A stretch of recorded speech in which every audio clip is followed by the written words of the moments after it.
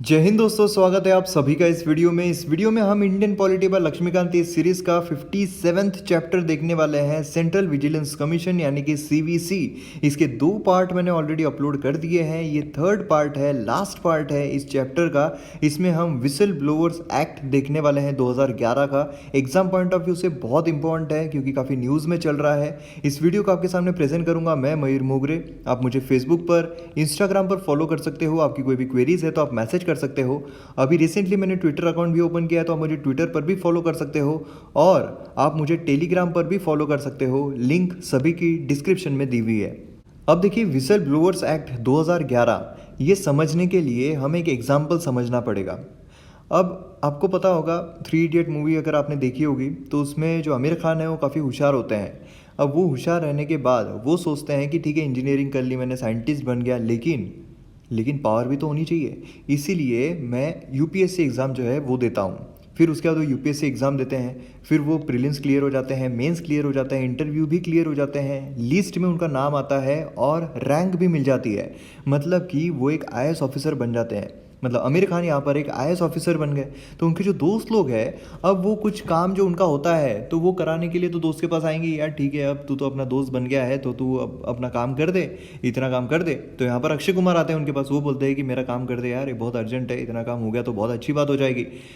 तो अक्षय कुमार सोचते हैं कि यार अपना दोस्त है, ये थोड़ी अपने से रिश्वत लेगा, ये थोड़ी कुछ पैसे मांगेगा, तो इसलिए यहाँ पर वो मांग लेते हैं उससे, भाई कर दे मेरा काम। लेकिन आमिर खान जो है वो बोलते हैं कि भैया मैं तो कर दूंगा लेकिन 4 करोड़ रुपए लूँगा।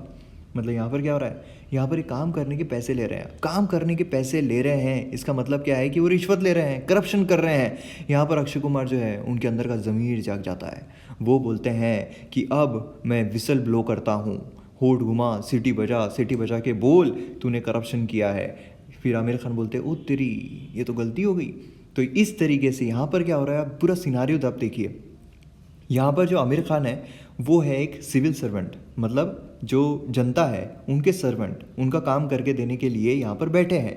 लेकिन वो लोगों का ही काम करके देने के लिए उनसे पैसे ले रहे हैं, उनसे रिश्वत ले रहे हैं। तो यहाँ पर जो जनता है वो विसल ब्लो कर रही है, वो इनके अगेंस्ट में एक्ट कर रही है कि आप यहाँ पर करप्शन ले रहे हो, मतलब इन्हें एक्सपोज करने की कोशिश कर रही है।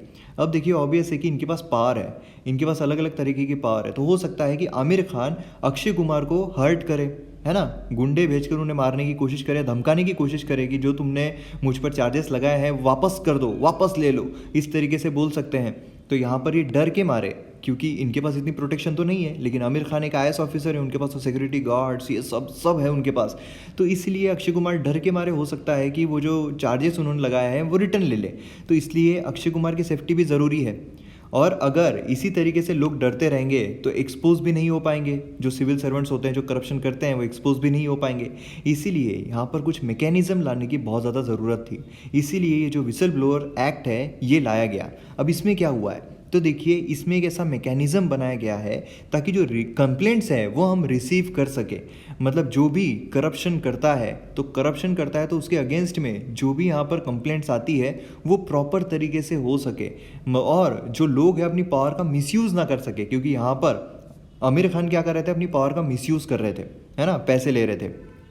और उसी के साथ साथ जो विक्टिम्स होते हैं, मतलब अक्षय कुमार, उन्हें सेफगार्ड मिल सके, उन्हें सेफ्टी मिल सके, ताकि वो डरे ना, बिना डरे विसल ब्लो कर सके, बिना डरे वो एक्सपोज कर सके। क्योंकि हमारी जो इकोनॉमी है उसके लिए बहुत खतरा है, अगर कोई भी करप्शन करता है तो उन्हें एक्सपोज करना बहुत ज़रूरी है। इसीलिए यहाँ पर उनकी सेफगार्ड जो है वो भी ज़्यादा ज़रूरी है, जो एक्सपोज करता है उनकी।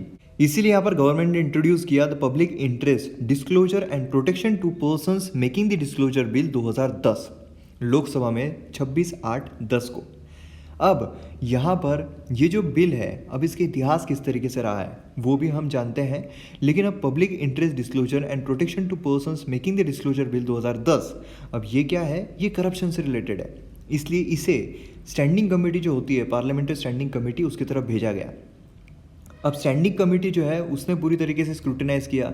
उसने जो भी यहाँ पर अमेंडमेंट चाहिए होते हैं वो यहाँ पर सजेस्ट किए कि ये आप चेंज करो, ये आप चेंज करो, इसमें ये होना चाहिए, इसमें ये होना चाहिए। ये सारी चीज़ें जो है यहाँ पर अमेंडमेंट करने के बाद यहाँ पर कैबिनेट जो है, उन्होंने जो मीटिंग हुई थी 13/12/11 को, उसमें जितने भी अमेंडमेंट्स है वो सब अप्रूव कर दिए इस बिल को लेकर। और इस अमेंडमेंट में जो नाम यहाँ पर बिल का दिया गया था वो भी चेंज किया गया और बिल का नाम अब पड़ गया है विसल ब्लोअर्स प्रोटेक्शन बिल 2011।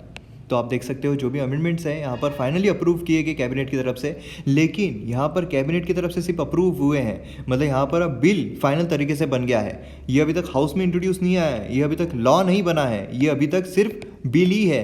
अब बिल ये मतलब ड्राफ्ट अब बिल में तब्दील होगा जब वो हाउस में जाएगा। अब यही होता है, लोकसभा में ये जो बिल है ये पास हो जाता है 27/12/2011 को।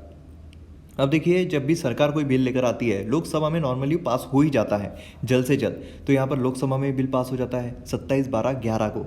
अब देखिए आप ये तारीख देखिए 2011 को ये बिल लोकसभा में पास हो जाता है, वो राज्यसभा में जाता है। राज्यसभा में वो जो बिल है ये जल्दी पास नहीं होता है, मतलब अलग अलग सेशंस आते हैं, मॉनसून सेशन आ जाता है लेकिन बिल पास नहीं होता है, अलग अलग सेशन जो है वो आते जाते हैं, बिल पास नहीं होता है, पास नहीं होता है, पास नहीं होता है, साल निकलते जाते हैं और ये बिल राज्यसभा में फाइनली कब पास होता है? बिल पास होता है 21 फरवरी 2014 को। मतलब आप देखिए 2011 से लेकर 2014 तक कितना गैप जाता है, ये बिल इतने सालों के बाद राज्यसभा में पास होता है। अब ये लॉ में तब्दील हो गया है क्या? तो अभी भी नहीं हुआ है, क्योंकि लोकसभा में पास हुआ है, राज्यसभा में पास हुआ है, लेकिन प्रेसिडेंट जो है उनकी एसेंट बाकी है। तो अब ये बिल जाता है प्रेसिडेंट के एसेंट के लिए। अब 21 फरवरी 2014 को ये राज्यसभा से पास होता है, फिर उसके बाद प्रेसिडेंट की एसेंट मिलती है 9 मई 2014 को। अब जब ये प्रेसिडेंट की एसेंट मिल चुकी है, अब ये लॉ में तब्दील हो चुका है। अब जब ये बिल लॉ में तब्दील हो चुका है तो ऑब्वियस है कि इसके फीचर्स जानना बहुत ज़रूरी है। तो फीचर्स हम इसके जानने की कोशिश करते हैं। पहला फीचर आता है कि जो एक्ट है ये एक ऐसा मैकेनिज्म प्रोवाइड करता है ताकि जो आइडेंटिटी है विसल ब्लोअर की, मतलब अक्षय कुमार जो है यहाँ पर जिन्होंने विसल ब्लो की है, उनकी जो आइडेंटिटी है वो प्रोटेक्ट की जा सके, जिससे कि अक्षय कुमार को डर ना रहे कि ठीक है अब मुझे डर ही नहीं है कि मैंने यहाँ पर विसल ब्लो की है, मैंने यहाँ पर उसे एक्सपोज किया है आमिर खान को, मुझे डर नहीं है, क्योंकि यहाँ पर जो विक्टिम है उसे कोई चोट नहीं पहुंचाई जा सकती है, इसीलिए यहाँ पर फ्रीली विसल जो है वो ब्लो की जा सकती है। तो ये बहुत एक इम्पॉर्टेंट फीचर आता है इस विसल ब्लोअर्स एक्ट का। दूसरा आता है कि ये जो एक्ट है ये प्रोवाइड करता है एक ऐसी सिस्टम जहाँ पर जो भी इंफॉर्मेशन है, मतलब लोग जैसे आमिर खान जो है, आमिर खान अगर इस तरीके करप्शन कर रहा है तो इस तरीके के जो लोग हैं आमिर खान जैसे जो करप्शन कर रहे हैं उनके अगेंस्ट में यहाँ पर ज़्यादा से ज़्यादा लोग विसल ब्लो कर सके। मतलब लोगों को इनकरेज करना है यहाँ पर कि आप बढ़ चढ़ कर हिस्सा लो, जो करप्शन कर रहे हैं उनके अगेंस्ट में आप यहाँ पर विसल ब्लो करो। पब्लिक सर्वेंट इंक्लूडिंग मिनिस्टर्स, यहाँ पर ये बहुत ज़रूरी इंक्लूडिंग मिनिस्टर्स है। तो ये भी बहुत एक इंपॉर्टेंट फीचर है। मतलब अक्षय कुमार जैसे लोग जो है ज़्यादा आना चाहिए, मतलब गब्बर इज़ बैक, तो ज़्यादा लोग ऐसे आना चाहिए। तीसरा आता है कि इस एक्ट के तहत जो अथॉरिटी है वो कौन है, कॉम्पिटेंट अथॉरिटी कौन है इस केसेस को लेकर, तो सेंट्रल विजिलेंस कमीशन है, सीवीसी है, बराबर है। इससे रिलेटेड हमने पहले जो पार्ट्स है उसमें देखा हुआ है, तो फर्स्ट सेकंड पार्ट आपने नहीं देखा है तो ज़रूर देखिए। सीवीसी जो है ये कॉम्पिटेंट अथॉरिटी है करप्शन के कोई भी केसेस को लेकर, लेकिन गवर्नमेंट नोटिफिकेशन के साथ कोई और बॉडी को भी अपॉइंट कर सकती है ताकि वो जो ऐसे कंप्लेंट है वो रिसीव कर सके। मतलब कि यहाँ पर सीवीसी जो है ये तो कॉम्पिटेंट अथॉरिटी है ही, लेकिन सरकार अगर आ जाती है और सरकार बोलती है कि अब से जो माल्या साहब है वो यहाँ पर करप्शन के चार्जेस जो है कंप्लेंट जो है वो रिसीव करेंगे, तो इस तरीके से भी हो सकता है। मतलब ऐसे नहीं होगा, लेकिन वो भी एक नोटिफिकेशन के द्वारा रीजंस के साथ सब होता है। तो एक याद रहे इसलिए मैंने आपको इस तरीके का समझाया है। नेक्स्ट यहाँ पर आता है कि यहाँ पर एक्ट जो है ये पनिशमेंट की भी बात करता है। अब पनिशमेंट किसकी पनिशमेंट, तो जो भी फॉल्स कंप्लेंट दाखिल करते हैं, मतलब अगर आमिर खान ने अक्षय कुमार से पैसे मांगे ही नहीं थे लेकिन फिर भी अक्षय कुमार जो है अगर फॉल्स कंप्लेंट कर देता है कि मेरा दोस्त इतना ऊपर कैसे चला गया, IAS ऑफिसर बन गया, अरे बाप रे, तो उसके अगेंस्ट में कंप्लेंट कर दो। इस तरीके की अगर फॉल्स कंप्लेंट होती है तो जो इंसान रहेगा, अक्षय कुमार रहेगा, उसे 2 साल तक की जेल हो सकती है, 2 ईयर्स तक की जेल हो सकती है और 30,000 तक का जुर्माना भी उस पर लग सकता है। तो ये जो है ये काफ़ी एक फैक्टर है, क्योंकि देखिए इसे ड्रॉबैक भी कह सकते हैं हम, क्योंकि जो केसेस में अगर एक्चुअल में करप्शन किया गया है लेकिन अगर किसी भी तरीके से उसे फॉल्स कंप्लेंट जो है वो घोषित कर दिया जाता है तो यहाँ पर वो जो इंसान है वो कभी मुंह खोल ही नहीं पाएगा अपना ज़िंदगी में।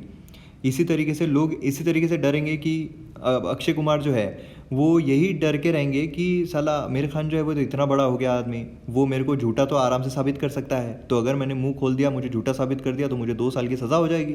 इससे अच्छा ठीक है, पैसे वही ले रहा है, लेने दो यार उसको, मेरा क्या जा रहा है। तो इस तरीके से जो है अप्रोच लोगों का हो सकता है, मेंटेलिटी लोगों की हो सकती है। लेकिन ये भी है, क्योंकि अगर किसी इंसान ने, मतलब अक्षय कुमार जो है उसका काम अगर आमिर खान ने नहीं किया तो अक्षय कुमार चिढ़ के बदले उस पर फॉल्स जो एलिगेशन है वो भी लगा सकता है। तो इसलिए एक तरीके से अच्छा भी है, एक तरीके से बुरा भी है। फिर यहाँ पर नेक्स्ट आता है कि जो भी इंसान विसल ब्लो कर रहा है उसने पर्सनल डिक्लेरेशन देना चाहिए कि जो भी इंफॉर्मेशन उसने यहाँ पर दी है वो सही है, ट्रू है, क्योंकि नहीं तो उसे सज़ा हो जाएगी। इसलिए उसने पर्सनल डिक्लेरेशन जो है वो देना चाहिए। जैसे अक्षय कुमार ने पर्सनल डिक्लेरेशन देना चाहिए कि जो भी मैं यहाँ पर बोल रहा हूँ, जो भी मैं यहाँ पर एलिगेशंस लगा रहा हूँ, ये सब सच है। आमिर खान ने मुझसे 4 करोड़ रुपए लिए हैं। अब ये जो डिस्क्लोजर है, जो अक्षय कुमार यहाँ पर डिस्क्लोजर कर रहे हैं, जो भी डिक्लेरेशन दे रहे हैं, ये राइटिंग में भी हो सकता है, मेल के द्वारा भी हो सकता है। मतलब कि जिस तरीके से यहाँ पर प्रोसीजर बताई गई है, सीवीसी के द्वारा जो प्रोसीजर बताई गई है, उस तरीके से आप कर सकते हो। उसके साथ लेकिन आपको सपोर्टिंग डॉक्यूमेंट जो है वो भी देने पड़ेंगे। नेक्स्ट यहाँ पर आता है कि अब अक्षय कुमार जो है उन्होंने जो भी डॉक्यूमेंट्स यहाँ पर सबमिट किए हैं आमिर खान के लिए, तो यहाँ पर है आमिर खान, यहाँ पर है अक्षय कुमार। तो यहाँ पर अक्षय कुमार ने जो भी डॉक्यूमेंट्स यहाँ पर सबमिट किए हैं एलिगेशंस के, मतलब आमिर खान ने रिश्वत ली है, अगर वो इनकरेक्ट साबित होते हैं, अक्षय कुमार के इनकरेक्ट होते हैं, तो यहाँ पर किसी भी तरीके के एक्शन आमिर खान के अगेंस्ट में नहीं ली जाएगी। ये आपको अच्छे से पता रहना चाहिए, क्योंकि ये प्रीलिम्स में एक सेंटेंस में पूछ सकते हैं कि उस पर कोई भी कार्यवाही जो है वो नहीं की जाएगी। फिर लास्ट यहाँ पर आता है कि जो भी इंफॉर्मेशन नेशनल सिक्योरिटी से रिलेटेड होती है वो इसके प्रीव्यू से बाहर रखेंगे। मतलब नेशनल सिक्योरिटी के बारे में अगर कुछ आता है तो वो इसमें नहीं आएगा। उसी के साथ साथ ये एक्ट जो है अप्लीकेबल नहीं होता है जम्मू एंड कश्मीर में। जम्मू एंड कश्मीर में ऐसा कुछ होता है तो वहाँ पर बिल्कुल अप्लीकेबल नहीं रहेगा। आर्म फोर्सेज जो होते हैं उनके लिए भी अप्लीकेबल नहीं रहेगा। उसी के साथ साथ जो स्पेशल प्रोटेक्शन ग्रुप होता है जो सिक्योरिटी प्रोवाइड करता है प्राइम मिनिस्टर को या फिर फॉर्मर प्राइम मिनिस्टर्स को, उनके लिए भी ये अप्लीकेबल नहीं रहेगा। तो किन के लिए अप्लीकेबल नहीं है? जम्मू एंड कश्मीर में अप्लीकेबल नहीं है, आर्म फोर्सेस के लिए अप्लीकेबल नहीं है। स्पेशल प्रोटेक्शन ग्रुप जो प्राइम मिनिस्टर या फिर फॉर्मर प्राइम मिनिस्टर की सिक्योरिटी के लिए होते हैं, उनकी रक्षा के लिए होते हैं, उन पर भी ये लागू नहीं रहेगा। उसी के साथ साथ जो चीज़ नेशनल सिक्योरिटी से बिलोंग करती है, रिलेटेड है, उससे भी ये बाहर रहेगा। तो ये था विसल ब्लोअर्स एक्ट। वीडियो आपको पसंद आता है तो आप शेयर ज़रूर कीजिए। मिलते हैं हम अगले वीडियो में। जय हिंद।